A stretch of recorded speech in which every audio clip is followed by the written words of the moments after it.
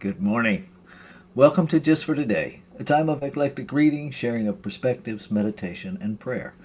I am Reverend Rafe Ellis, Senior Minister and Spiritual Leader of the newly joined Centers for Spiritual Living Communities of Columbia and Greater Baltimore. Today is December 6th. And this morning I am reading from Creative Mind and Success by Ernest Holmes. And I opened it up to page 10. And I'll be reading from the bottom of page 10 in through the first paragraph on page 11. And I'm reading this in gender inclusive terms. We do not really create. We use creative power that already is. Relatively speaking, we are the creative power in our own lives. And so far as our thought goes, there is something that goes with it that has the power to bring forth into manifestation the thing thought of. Hitherto, we have used this creative power in ignorance, and so have brought upon ourselves all kinds of conditions. But today, hundreds of thousands are beginning to use these great laws to our being, laws of our being, in a conscious, constructive way. Herein lies the great secret of the New Thought movement under our various names. And it actually says here, and cults and orders. Which I don't know any of us that are a cult, but okay. All are using the same law, even though some deny to others the real revelation. We should get into an attitude of mind wherever we should recognize the truth wherever we may find it.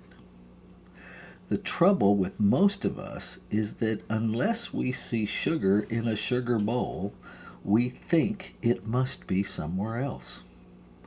And so we stick to our petty prejudices instead of looking after principles. I personally love it when Ernest gets blunt like that. And language gets in our way, right? Let's just acknowledge that right out of the gate, because we're constantly saying we create, and then we came up with the term co-creation, neither of which is technically accurate, and yet it gives us an avenue through which we can begin to bridge our sense of separation, which is created by believing that we're separate, because creation responds to every thought, every belief with yes. And when we finally grasp that, every thought is a prayer. Every prayer is answered yes. Then we really have an opportunity to lean into the teachings of Don Miguel Ruiz about being impeccable with our word. And, a lot of us find that tedious. I've had people share with me over and over again that that's just too much work to pay attention to every word I say. And we get to choose that if we want. But what we don't get to do is sidestep the consequences of those choices, because we live in a world of cause and effect. And so we can be as irresponsible and as willy-nilly as we choose to be with our thoughts and our beliefs. What we can't do is stop them from manifesting. And, we use the term hidden belief. They're not really hidden beliefs at all. They're unaware beliefs because the activity of creation, spiritual law, is always mirroring back to us exactly what is being believed, whether it's the collective consciousness or an individualized use of consciousness. All we have to do is be alive and have the slightest bit of awareness to see what is being believed. Because right there it is, playing itself out, not hidden at all. Denied, sidestepped, blamed on somebody else, yes. Hidden, not so much. And so imagine the power that lies within humanity to heal all of that. And the only thing stopping us from healing it is owning it. That's it. When we own it, then we're empowered to heal it. And so I encourage you today to pay attention to what's showing up in your awareness. Pay attention to how quickly you want to point a finger. And want is probably unfair. How quickly you point a finger. I don't know that any of us actually want to, but we do it. How quickly you shift or blame. And then maybe pause and explore this idea, this reality of oneness, that in spiritual essence means whatever I'm experiencing is as much mine as it is anybody else's. If I experience somebody else's nastiness, it's my nastiness too. There's only one of us here. It would be like me saying when I stump my toe in the middle of the night, my toe is the only part of my body aware of that. And that's just not the case, right? You stub your toe in the middle of the night, every cell in your physical body knows that happened. And every cell in your physical body comes to the rescue to help deal with it. All of the endorphins and blood flows and everything else change to respond to that bumped toe.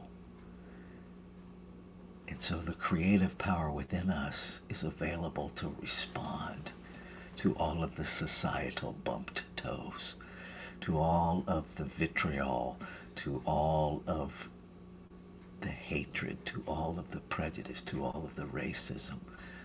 But what we have to know is that the healing is already done. It's kind of like that sugar bowl that Ernest talks about in the reading. We have to know that the healing is already present. We have to believe it in order to see it. That there is nowhere else. It has to be here, because here is all there is. So I'm going to read this paragraph one more time and invite us each to go into that inner place and to just be present, to listen to what the infinite has to share with the human today. We do not really create. We use creative power that already is. Relatively speaking, we are the creative power in our own lives. And so far as our thought goes, there is something that goes with it that has the power to bring forth into manifestation the thing thought of. Hitherto, we have used this creative power in ignorance, and so have brought upon ourselves all kinds of conditions. But today, hundreds of thousands are beginning to use these great laws of our being in a conscious, constructive way. Herein lies the great secret of the New Thought movements under their various names. All are using the same law, though some deny to others the real revelation. We should get into an attitude of mind wherein we should recognize the truth wherever we may find it. The trouble with most of us is that unless we see sugar in a sugar bowl, we think it must be somewhere else. And so we stick to our petty prejudices instead of looking after principles. So let's take that into our time of meditation and contemplation.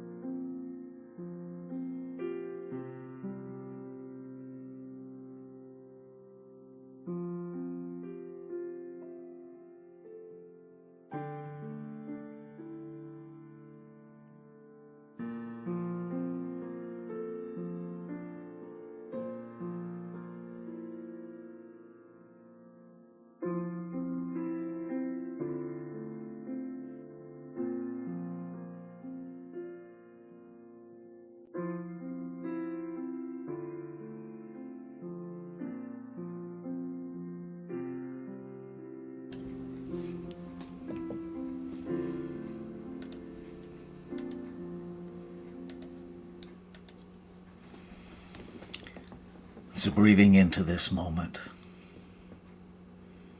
this amazing awareness, this recognition of the whole of creation, a recognition of the singular power, self-existent, having no beginning, it has no end, being the only thing that there is, it must be everywhere present. And in this world of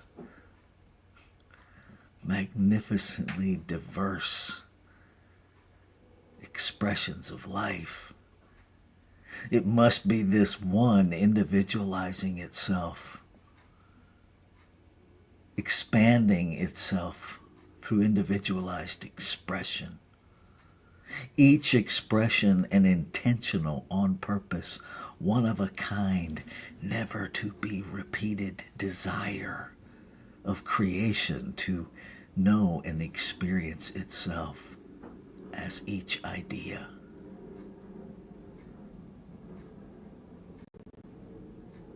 Greater than any singular name, we know this one by many names.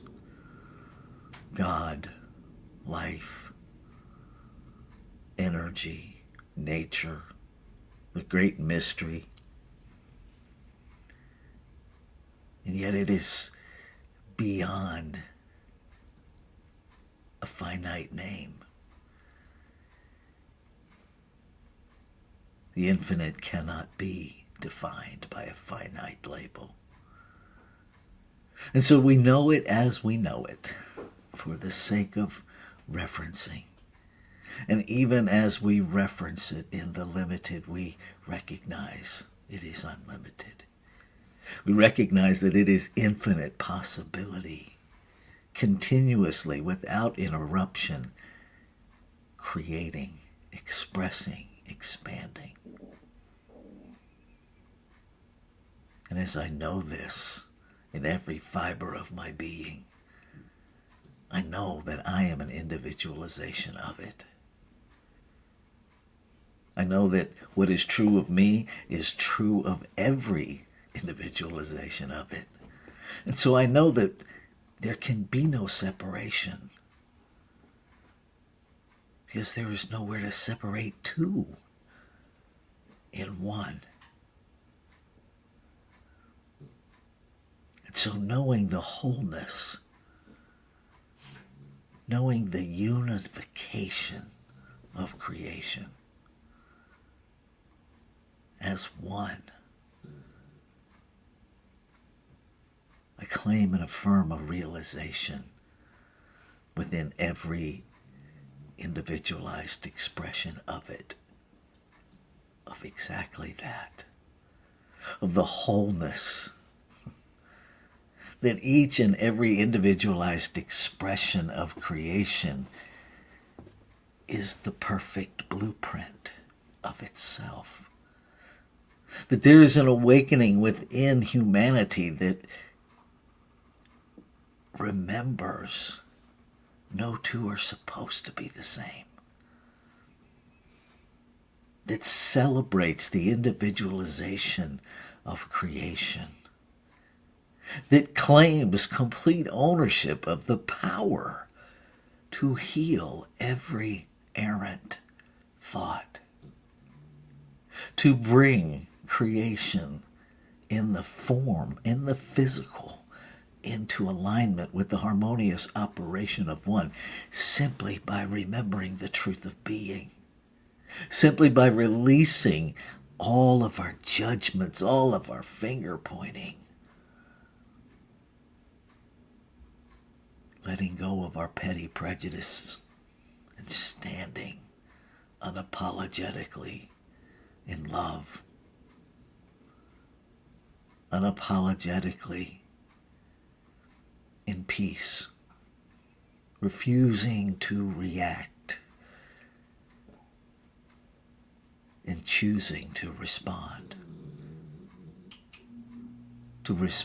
from the spiritual principle that we are, to demand love from and as ourselves in the face of hatred, to be calm and peace in the midst of chaos,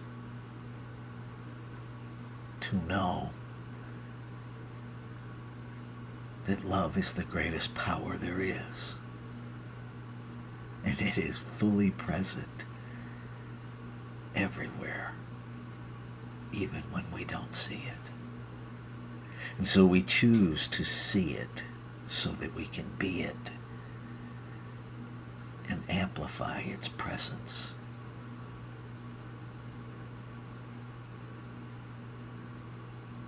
And knowing that the word spoken is the word fulfilled, I give thanks. I give thanks in that analogy of the sugar bowl that I know it's already done.